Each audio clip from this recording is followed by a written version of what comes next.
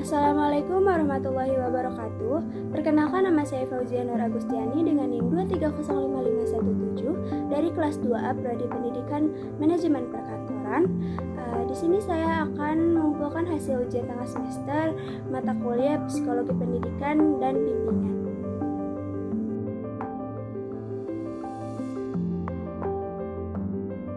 Di kasus yang pertama ini, saya menganalisis tentang penyebabnya. Yang pertama, kurangnya pengetahuan dan pemahaman oknum guru tentang potensi dan kemampuan siswa.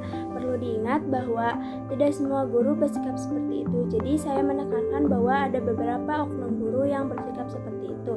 Yang kedua, sikap negatif dan pesimis oknum guru terhadap kemampuan siswa. Yang ketiga, kurangnya pelatihan dan pembinaan bagi guru dalam menangani siswa dengan berbagai latar belakang dan potensi.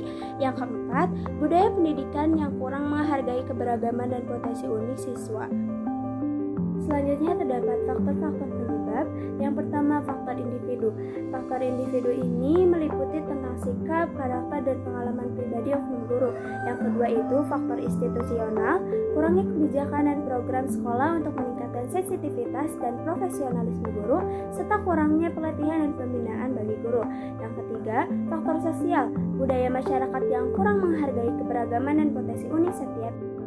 Selain dari faktor-faktor penyebab sebelumnya, terdapat rekomendasi solusi dan alternatif solusi dari kasus pertama ini. Yang pertama itu ada solusi.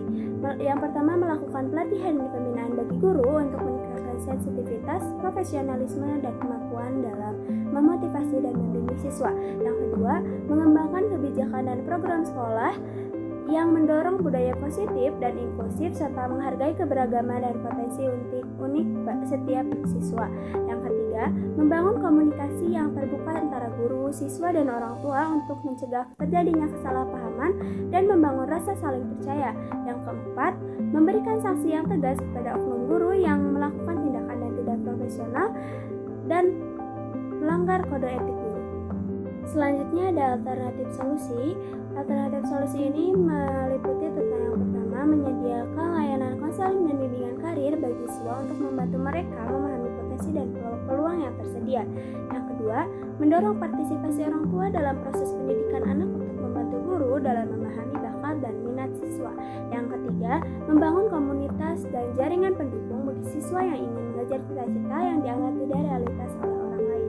Selanjutnya di kasus kedua ini saya menganalisis penyebabnya, yaitu masalah yang terjadi dalam kasus ini adalah kebijakan masuk sekolah pukul 5 pagi di NTT yang menyebabkan murid harus bangun pada pukul 4 pagi dan pergi ke sekolah pada pukul 5 pagi, yang menyebabkan murid tidak dapat waktu yang cukup untuk tidur dan istirahat. Kebijakan masuk sekolah jam 5 pagi di NTT ini terjadi karena Gubernur NTT Victor Buktilullah Skodat yang meminta kegiatan sekolah bagi siswa SMA dan SMK di Kupang NTT dimulai sejak pukul 5 pagi. Beberapa SMA dan SMK di Kupang sudah menerapkan aturan tersebut. Faktor-faktor penyebab dari kasus kedua ini yaitu yang pertama, kebijakan masuk sekolah yang tidak mengambil kondisi fisik dan mental murid dalam pertimbangan. Yang kedua, kebijakan masuk sekolah yang tidak mengikuti standar waktu tidur dan istirahat yang diperlukan oleh murid ataupun siswa.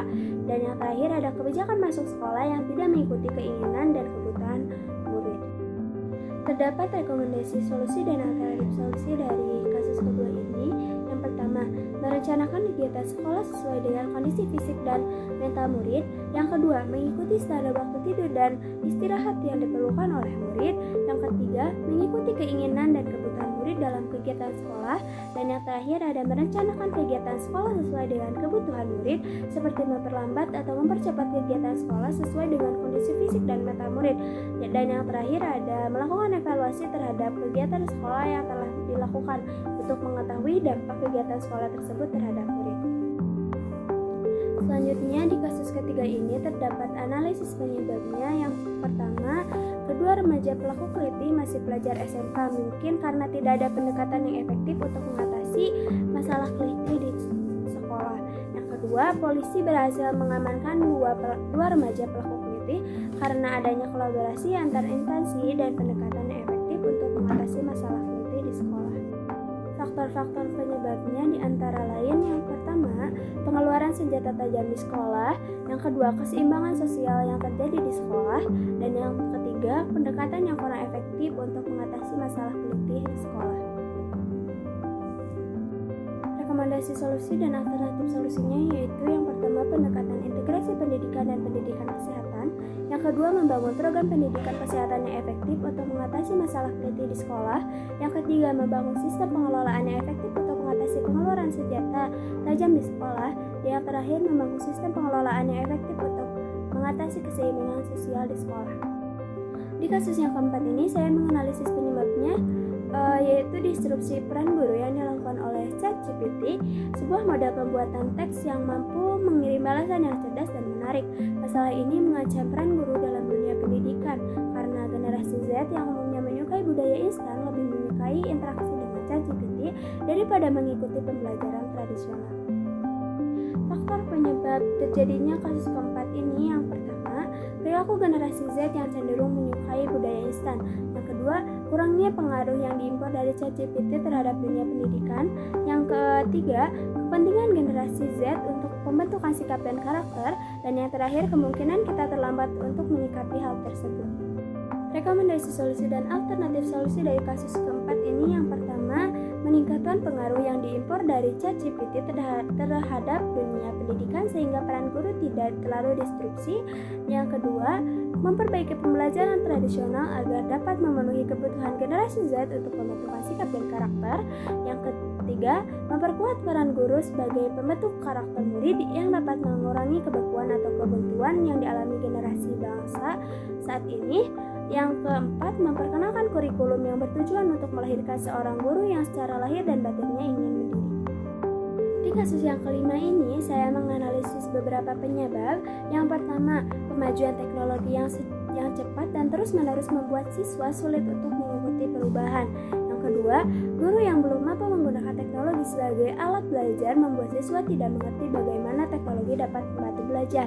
Dan yang terakhir, siswa yang tidak mengerti bagaimana teknologi dapat membantu belajar membuat mereka tidak mengerti kegunaan teknologi dalam belajar. Terdapat faktor-faktor penyebab dari kasus kelima ini. Yang pertama, kemajuan teknologi yang cepat dan terus-menerus. Yang kedua, guru yang belum mampu menggunakan teknologi sebagai alat belajar. Dan yang ketiga, siswa yang tidak mengerti bagaimana teknologi dapat membantu belajar.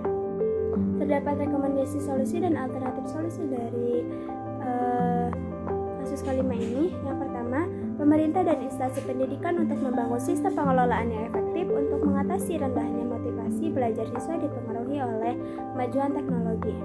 Yang kedua, membangun program pendidikan yang efektif untuk mengatasi siswa yang tidak mengerti bagaimana teknologi dapat membantu belajar. Dan yang terakhir, membangun program pendidikan yang efektif untuk mengatasi guru yang belum mampu menggunakan teknologi sebagai alat belajar. Sekian pemaparan hasil ujian tengah semester untuk mata kuliah Psikologi Pendidikan dan Bimbingan. Mohon maaf apabila ada kesalahan. Wassalamualaikum warahmatullahi wabarakatuh.